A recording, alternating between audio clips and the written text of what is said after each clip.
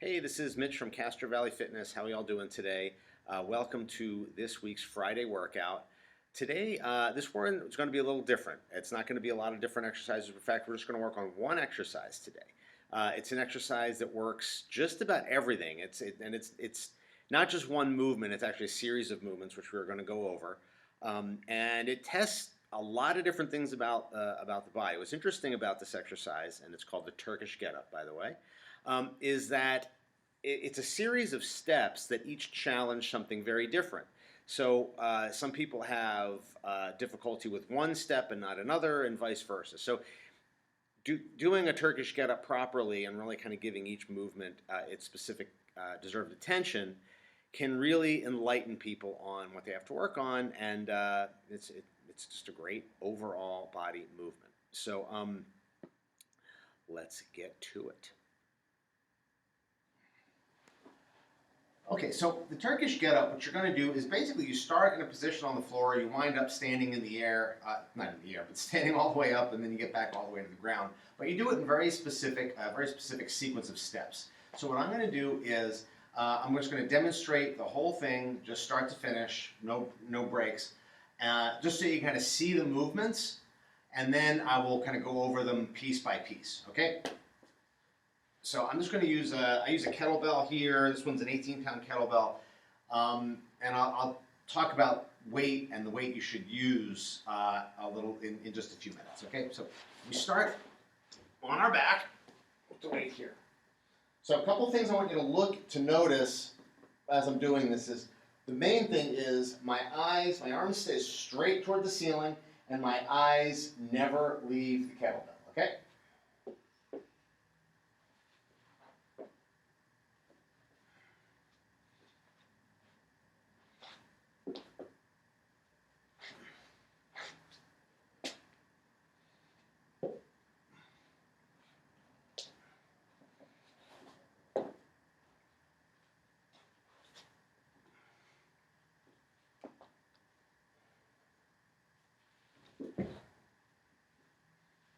So that's the entire sequence. You're going to start at the bottom, end up at the top.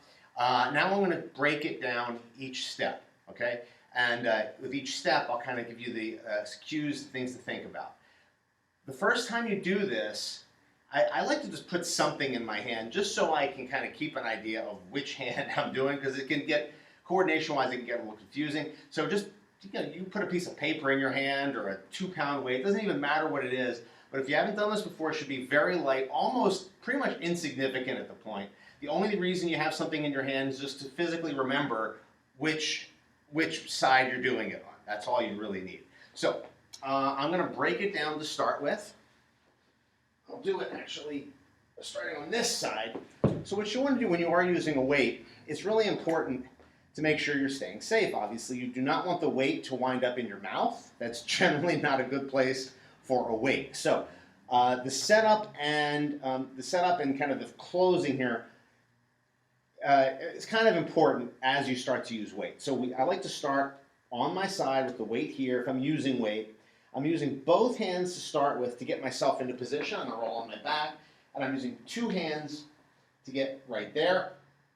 So that's really kind of important. I'm going to switch hands here so you can kind of see it from the other side.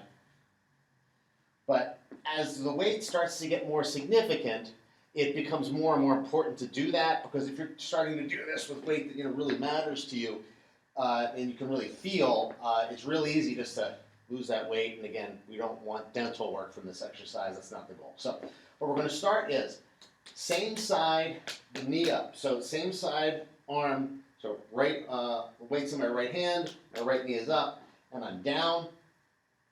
I'm going to roll onto my elbow, okay? So a lot of times when people, you see this, they kind of crunch up, which we don't want. We want to make it more of a roll. So what I like to do is actually, especially when I'm first teaching someone to do this, I bring my other arm across my body and almost do some body English and roll onto my elbow, okay? So we call that post onto elbow. Hold that for a second. And notice each move that I'm doing here, let me put this down for a moment. Each move that I'm doing, I want to hold for a good 2 or 3 seconds so I can really feel each position. And that's what's going to really let you know what is most challenging for you. Okay, so let's start all over again. I'll start from this side, facing my back, and roll over. Press the weight up with both hands to make sure I have control. Arm down, roll under the elbow. Call it post onto elbow, post onto your hand. Again, notice my eyes are still staying here. I'm keeping my chest nice and tall the whole time. I don't want to be down here. I want to be nice and tall this whole time. I'm going to bring my butt off the floor. I'm going to bring my bottom leg back and get onto my knee. And now I'm going to post into a half kneeling position. I stand up. Again, my eyes still on the kettlebell. Then back down. On one knee. Onto my hand.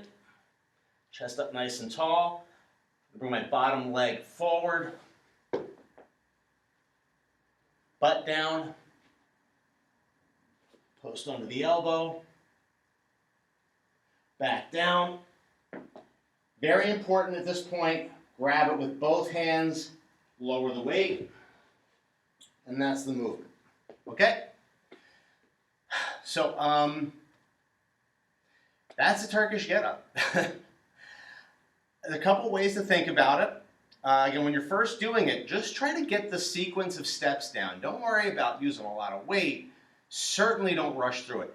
I like to do this exercise slow, and there's a couple reasons that I give people this. One, for people that are very kind of go, go, go, this exercise forces them to kind of slow down and really feel your positions. So I love that about this exercise. This exercise works everything. So each move is working something different.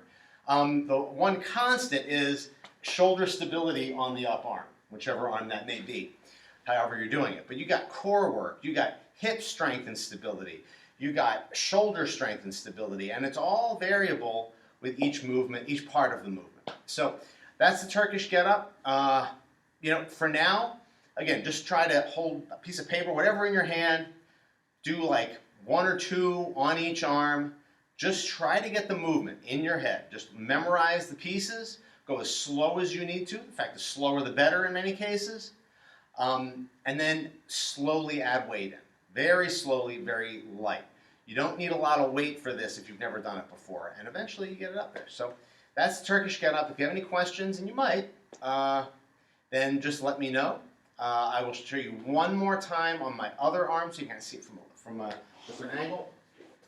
And I'll talk through it as well. Let me slide back so you see this a little better. Just so you get one more dose. On my side, on my back, press the weight up with both hands. Same side leg bent. I'm going to roll onto my elbow. Post onto my hand, pick my hip up off the ground, bring my bottom leg back, post into a half kneeling position, one knee on the ground, stand up, bring it back down, one knee on the ground, post onto my hand, bring my bottom leg forward, hip down to the ground, post onto my elbow, onto my back under control, don't just flop down. And then, very important, 2 hands, lower the weight.